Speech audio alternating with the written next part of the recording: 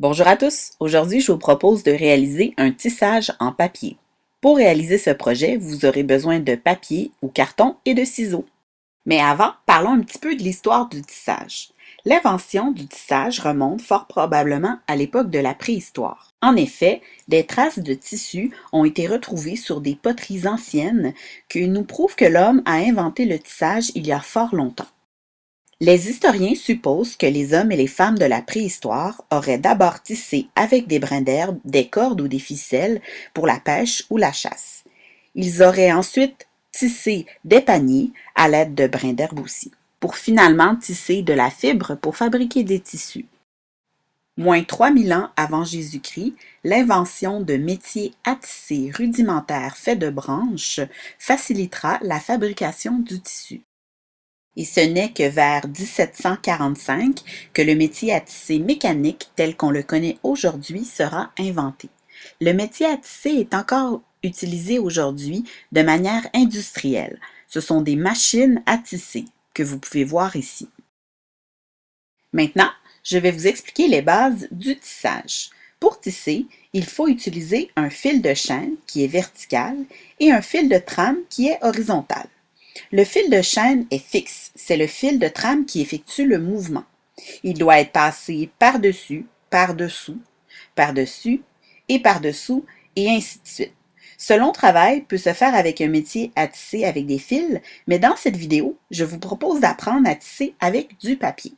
Vous allez commencer par prendre la feuille avec laquelle vous voulez faire votre fil de chaîne. On se souvient que le fil de chaîne, c'est les bandes qui sont verticales. Et vous allez plier la feuille en deux. Vous allez tracer des bandes d'une largeur égale sur votre feuille en laissant un espace dans le haut de la feuille. Vous allez ensuite découper ces bandes en arrêtant à l'espace du haut de la feuille.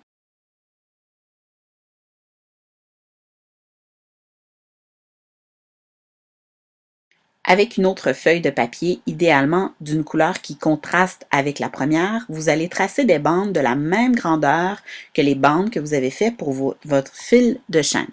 Ces bandes deviendront votre fil de trame.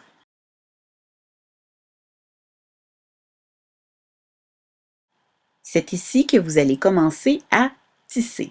Le principe est assez simple. On glisse notre bande en dessous, par-dessus, en dessous, par-dessus et ainsi de suite jusqu'au bout de notre feuille.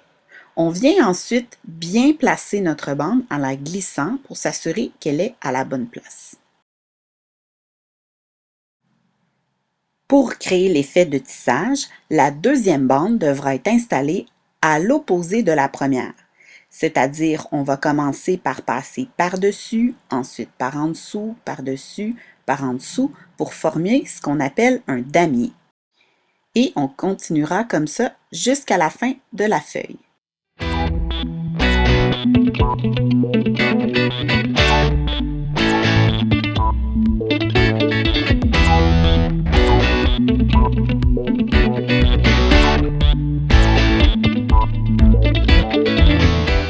On peut à la fin de notre tissage coller les bandes pour solidifier le tout. Vous pourriez créer un tissage avec des papiers que vous avez vous-même colorés. Ici, un papier à motif et un papier avec fausse aquarelle. Pour les plus aventureux, vous pourriez aussi essayer de reproduire des motifs de tissage beaucoup plus complexes. Et on peut même créer des tissages à effet art optique en coupant nos bandes courbées ou encore avec des zigzags ou des ondulations. Voici un tissage que j'ai créé un petit peu plus complexe, donc on doit sauter quelques bandes pour créer notre motif.